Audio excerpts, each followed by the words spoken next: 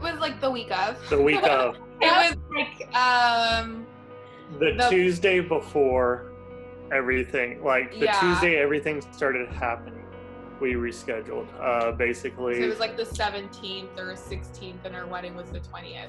Yeah.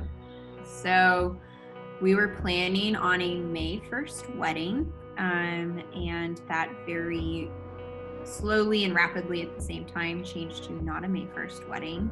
So our original wedding plans were to get married on April 25th. We were gonna do like a Catholic ceremony and then do like a big reception after. We had, I think we had like 350 people. Yeah, about 300 to 350. Yeah. We had, I think, 1,000 plus-ish. Pretty close to 1,000. Pretty close to 1,000, about 500 or so invitations out. So save the dates did go out. We were planning on getting married May 16th, and we've been engaged since May 16th of 2018. So we've already had a long engagement. Original wedding date was May 22nd, 2020. It was going to be at Jennifer's Gardens in Austin, Texas. A small wedding, like 50 people outdoors. Pretty much everyone, probably 90% of wedding attendees would come from out of state because I'm from Alabama, he's from Nebraska. We pushed our big wedding celebration out to November, early November, based on everyone's availability and when we thought things might be in the clear. And then we are keeping a very, very small ceremony for May 2nd. And it's definitely a lot smaller now. I think it's 1,000 to 10 gonna be the change. And it's drastically smaller. And then we had like all of the fluff. We didn't have to think about anything because it was just everything. They basically came on the news saying, I think it was like CDC or something, saying, hey, no gatherings less than 50 people on Monday. More than 50. Oh yeah, more than 50. And then the next day they said, don't have more than 10. Yeah. And then we were like, well, okay, never mind then.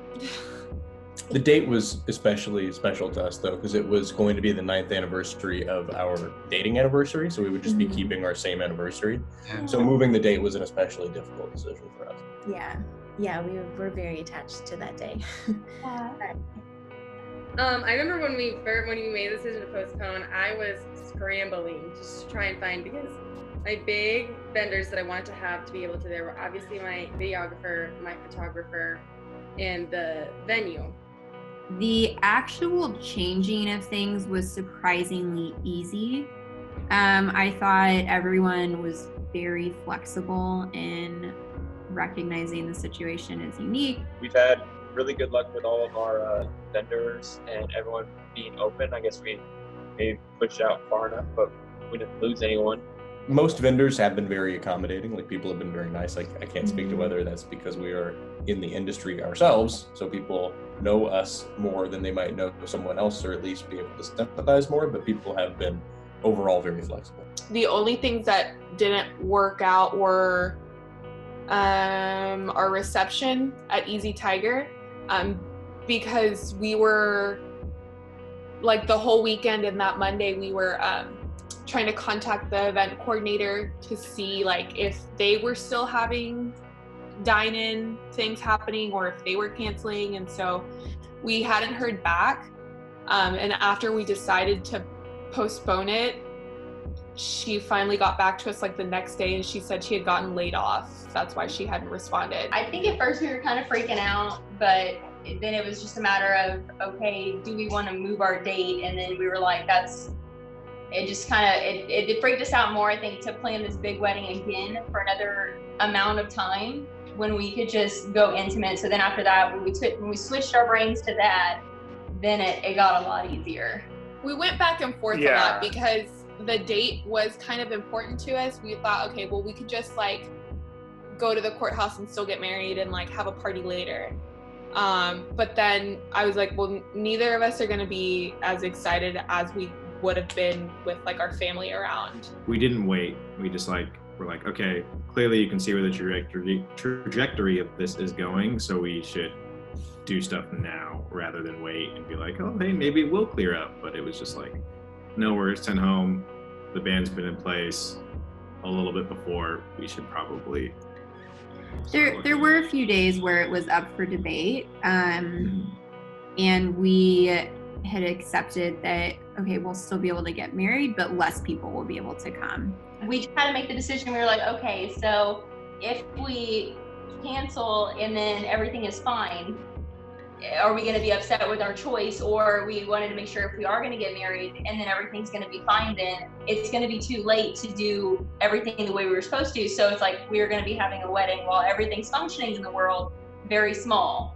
So then once we were like, let's decide if this is okay regardless of what happens. And then that's when we were like, okay, we're okay with an intimate wedding. So if the world's still falling apart, we'll be okay with this. If it's not falling apart, we chose this, we're going to be very happy with it. I was more bummed than she was. I mean, she had kind of like come to terms with it. And she was like, just kind of came to me and was like, hey, we need to do this. And so, you know, it took me a little bit of a second. It sucks for everybody. Like, it sucks for vendors because this is their income. It sucks for the people actually getting married. It sucks for their family because I mean, like we've been together for so long. Our parents were like freaking finally, and like. But you know, once you get past that and you just accept the fact, you know, we cannot change it. You know, you just have to be flexible, and things are going to work out in the end. And you know, you're going to get married regardless. So that's a big positive to it. Yeah, we're both just looking at the big picture. The end of the organic grief process is acceptance. So by the time that we had already grieved and been depressed and bargained and were angry about it, then at the other side we're still going to be getting married somehow, so we might as well just accept it for what it is and be kind of naturally excited about it. Like, we're not the only ones that are upset as couples. Everybody's upset about it. It sucks for everybody. But you kind of just got to go, well, it is what it is, and you just got to keep on either make the choice to keep going or say, hey, we're only going to have 2 people and it'd be at the courthouse or something like that, and be okay with that. Yeah. Talk to your spouse. You might be more in a better place than you think you are. Just try and see the positives in it. I mean, it's everything happens for a reason, and it just go with your gut. If you want to wait, if this is just going to be absolutely heartbreaking, just wait, redo it later on. But if you're just like, I want to get married, I mean, there's options. Regardless, there's going to be options. You're going to be married. It's going to be exciting. Hopefully, and not every single detail is going to be the same. But as long as 80% of the details are there, you're there with the people you love and you care about and your future husband or wife. And I mean, nothing is going to be perfect. I mean, that's the unfortunate and exciting part about even like your wedding day itself, is accepting not everything is going to go as planned and just roll with the punches. But at the end of the day, that's kind of life in general. It makes our story more unique, you know, the rescheduling stuff. So it's rough, but in 5-10 years, you know, we'll all get past it. As long as everyone comes out of this happy and healthy, a wedding's a strong as Yeah.